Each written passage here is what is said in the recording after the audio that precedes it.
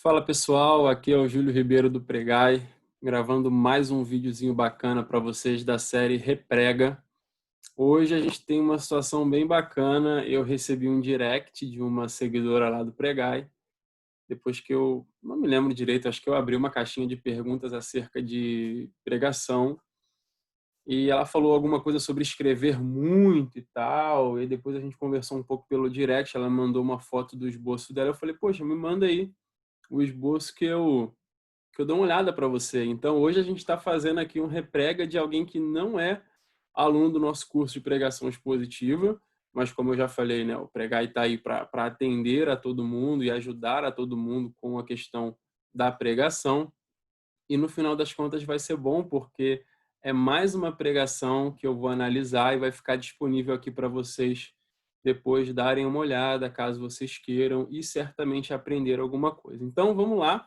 Natália é o nome dela, e ela me mandou esse esboço aqui sobre Gênesis, capítulo 18. Ela falou que o problema dela era escrever demais, mas eu nem acho que tem muito aqui, eu acho que está bem enxugado. E eu, assim, eu não entrei fundo no contexto, eu não pesquisei ainda questões de como é que é o nome? Comentário bíblico, sabe? Todas as fontes de pesquisa que eu uso para as minhas pregações, eu não peguei nada para analisar isso aqui. Eu quero analisar isso aqui à luz dos princípios que a gente ensina lá no curso, até para mostrar para vocês o quão benéfico é estudar no nosso portal do aluno. E certamente para a Natália vai ser uma grande ajuda isso aqui. E eu espero poder contribuir de alguma maneira para a pregação dela. Quem sabe depois, né, presenciar esse momento onde esse esboço aqui vai virar de fato uma pregação. Mas ela está falando aqui de Gênesis capítulo 18, do verso 17 ao 25. Eu estou com o meu celular aqui, só para ter uma referência do texto, né? Começa na passagem, então o Senhor disse, esconderei de Abraão o que estou para fazer. É aquele momento onde Deus chama Abraão e avisa o que ele vai fazer lá contra Sodoma e Gomorra, e Abraão sabia que o seu sobrinho morava lá, então Abraão faz ali um momento de intercessão diante de Deus em favor dos justos que moravam lá em Sodoma, já sabendo que é, seu alvo era salvar de alguma maneira a família, Ló e sua família. Então, primeira coisa que a gente aprende lá no curso, fazer as divisões, tá? E quando eu falo fazer as divisões, não quer dizer que você vai estar, quando você for pregar, você vai dar uma aula, tipo, pessoal, terminamos a introdução, agora vamos entrar. Não, na tua cabeça você precisa ter as divisões muito bem definidas. Só que você consegue pregar de uma maneira fluida, de uma maneira contínua, sem que as pessoas só quem tiver muito ligado mesmo assim prestando atenção no teu estilo de pregação, mas as pessoas não vão pensar que é algo meio robótico, meio engessado. Saímos daqui, vamos para lá. Não, faz isso de maneira fluida. Só que na tua cabeça tu sabe muito bem. Terminei minha introdução, agora vamos entrar no desenvolvimento. E tu vai pregando, entendeu? Então a primeira coisa que eu faria aqui, e se o vídeo tremer, relaxa que a minha mesa tá meio bamba. Primeira coisa que eu vou fazer aqui é as divisões. Então ela começa com a introdução e ela vai falar sobre a questão aqui, né, do chamado de Abraão. É muito importante isso, cara. Eu falei aqui no outro vídeo, né? Eu vou pregar sobre Josué ali no comecinho, Josué capítulo 2. Eu tenho que falar de Moisés, da passagem de bastão. Eu estou falando aqui de Abraão ali no começo do livro do Gênesis. Eu tenho que falar da chamada, de como Deus tira ele do meio da parentela dele, da terra dele, lá de Ur dos Caldeus. E aí ela ressalta aqui bem legal, né, que Deus chama Abraão e ele leva consigo seu sobrinho Ló, que não estava nos planos de Deus. Aí depois isso aí vai, enfim, se desdobrar. Não vou dizer alguns problemas, mas assim, acho que a viagem de Abraão fica um pouco mais emocionante.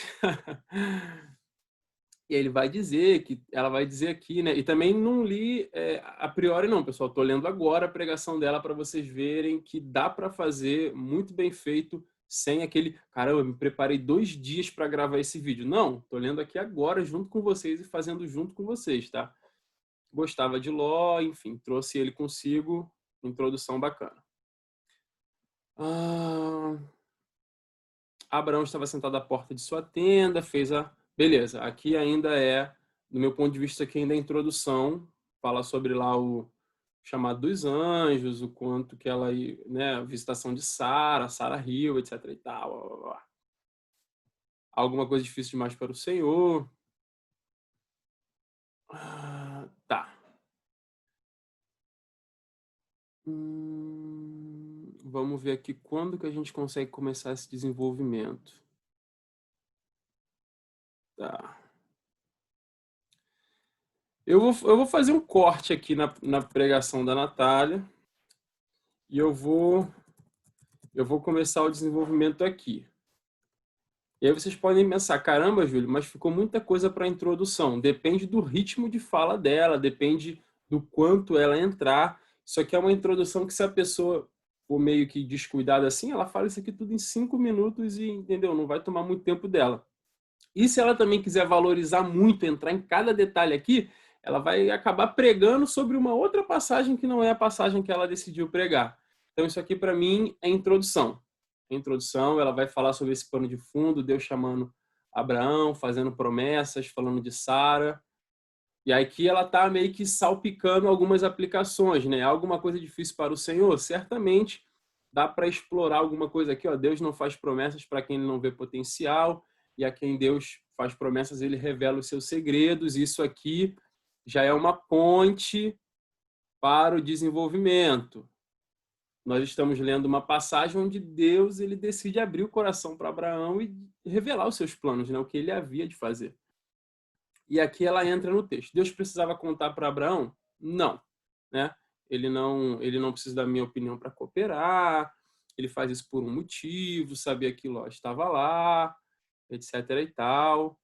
E aqui, pelo que eu estou entendendo, ela está fazendo uma série de implicações no texto, trazendo algumas aplicações para os dias de hoje, coisas que nós oramos. Esse é o papel dele, fala sobre o nosso inimigo. Precisamos falar até aquilo que é óbvio, por acaso Deus destruiria o justo? Realmente, isso é óbvio, é uma pergunta retórica, mas Abraão ali está tendo um diálogo com Deus. Abraão intercedeu por Ló, que outrora tinha escolhido os vales do Jordão, etc e tal. E agora Deus não estava mais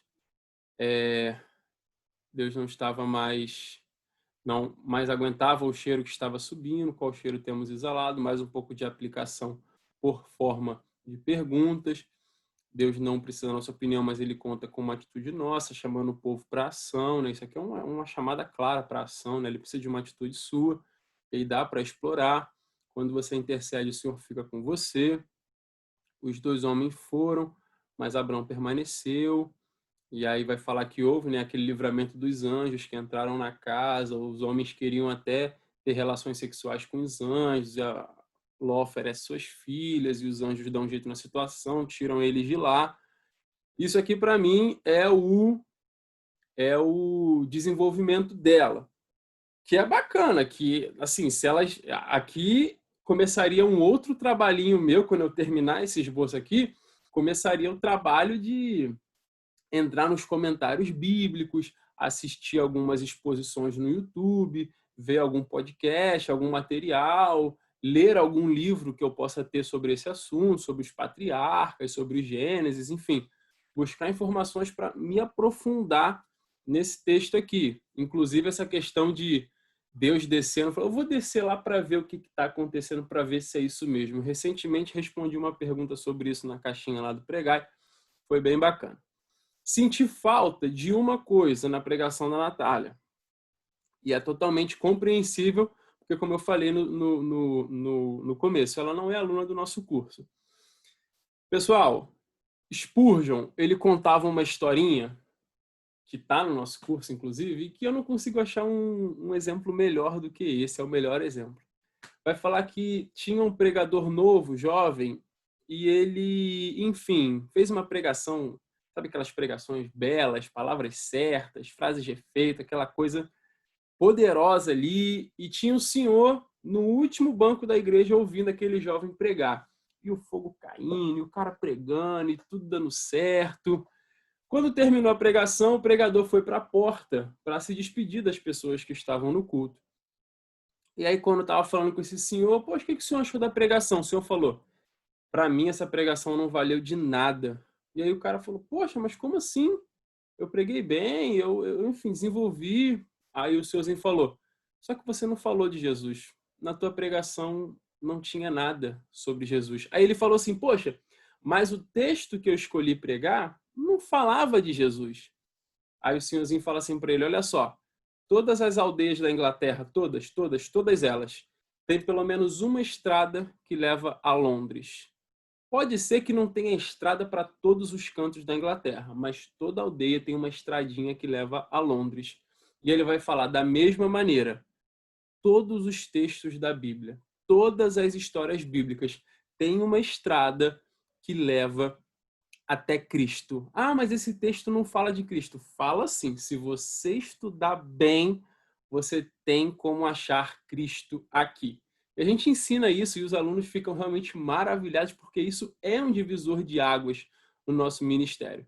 Há quem diga, qual é a necessidade de falar de Jesus em toda a pregação? E aí Spurgeon rebate, como você ousa subir no altar e achar que não precisa falar de Jesus? Ele responde a pergunta com uma outra pergunta retórica. Você ousaria subir no altar e não falar de Jesus, digamos assim, por livre e espontânea vontade, não falar de Cristo? Fica aí a reflexão. E aí a gente ensina no nosso curso que, de fato, a gente precisa, em algum momento, falar de Cristo. E eu dou um título lá no curso de Cristologia. A gente tem que inserir a Cristologia em algum momento do sermão. Seja no desenvolvimento, no final do desenvolvimento ou na conclusão. Normalmente, a Cristologia vai ser o clímax do sermão. Até porque é difícil ter alguma coisa mais relevante do que a pessoa e a obra de Cristo. E quando eu falo Cristologia, não é vou falar aqui, né, da mão de Jesus, do trabalhinho de Jesus de carpinteiro. Não, é falar da obra redentora de Cristo e da pessoa de Cristo como redentor da humanidade. É nesse aspecto que a gente precisa falar de Cristo. Então, aqui no esboço da Natália, eu teria que inserir uma cristologia, que é o que eu chamo lá no curso, dessa ponte com a pessoa e a obra de Cristo. E aí, dependendo de onde eu inserisse, eu teria que... Aí eu faria a minha divisão. Eu vou fazer o seguinte, vou deixar essa sugestão aqui para ela. Porque o que acontece? A gente ensina lá também que a conclusão, ela sempre tem que ter. Eu dou uma sugestão muito boa lá, que eu não vou falar aqui, óbvio, que tem que ter nas conclusões, só que a conclusão tem que ter aplicação. John Stott falava, o pregador ele é a ponte entre dois mundos, então é ligar o texto lá de 500 milhões de anos atrás, sei lá, e o camarada que está ouvindo isso agora no século XXI. Que diferença isso faz para mim? Está na aplicação. Então a gente tem que ser essa ponte que leva para a aplicação. E aqui eu já estou vendo uma chamada para ação muito bacana. Então eu vou usar isso aqui como a minha conclusão. Eu vou me aproveitar disso aqui para fazer a minha conclusão. E aqui eu vou deixar um espaço para fazer a ponte entre esse texto e a pessoa, obra de Cristo. Para que, se a Natália quiser seguir a minha dica, obviamente, e lá no curso a gente ensina como fazer isso, para que ela entre um pouco mais fundo nesse texto e pergunte assim para o texto, como que esse texto me fala de Jesus? Como que eu posso, a partir desse texto, chegar até Jesus? E aí, no final do desenvolvimento dela, ela vai, enfim, entrar nesse assunto. Então, ela tem que ser, do meu ponto de vista, ela tem que ser breve na introdução. Ela, obviamente, o desenvolvimento é o que toma a maior parte do nosso sermão. E aqui no desenvolvimento, ela tem que separar metade do tempo de desenvolvimento para tudo isso que está escrito e mais metade do tempo para as referências cristológicas. E aqui na conclusão, ela também tem que ser enxuta. Talvez na conclusão usar um pouquinho mais de tempo do que ela usou na introdução, só que certamente menos tempo do que ela usou no desenvolvimento. Na hierarquia de tempo, vem assim: desenvolvimento, conclusão e introdução. Essa é a minha visão sobre a organização dos sermões. Então, como eu falei, eu não vou revisar o texto porque eu já fui bem franco com vocês. Eu não fiz pesquisa, eu não entrei em comentário para ver se tem alguma coisa aqui realmente que não faz sentido. Eu creio que a Natália também, enfim, já deve ter feito isso. Se ela não fez, vai ver o vídeo e então, Natália, faça. Mas ela vai ter que gastar um tempo com essa parte aqui, ó. Ela vai ter que gastar um tempo com isso aqui, porque a minha dica para ela é: esse sermão não vai ter nenhum valor se você não conseguir usá-lo para falar da pessoa e da obra de Jesus Cristo. É um conselho, é o que eu ensino para os alunos, e eu espero que ela abrace o conselho. E aí depois ela termina com essas conclusões aqui, enfim, que já tem algumas chamadas para ação, né? Ela já tem algum tom de... Bom, é igual Paulo. As cartas de Paulo, elas têm duas partes. A primeira parte é teórica e mais teológica, e a segunda parte é mais prática. Não menos teológica, mas porque a primeira parte é muito teológica, a gente pode colocar assim: já que vocês ouviram tudo isso da primeira parte, mediante a tudo isso que eu expliquei para vocês, agora vocês precisam fazer isso. Então, as cartas de Paulo, elas sempre terminam com aplicações práticas. E se o apóstolo Paulo fez isso, por que eu não vou fazer? Então, ela termina o sermão, pelo menos eu já vejo aqui de cara, né, que ela destacou duas aplicações. Ele conta com uma atitude sua, quando você intercede, Deus fica com você, ou seja, tem a certeza aí, né, da permanência, da presença do Senhor. Talvez ela possa fazer aqui um link com o Espírito Santo.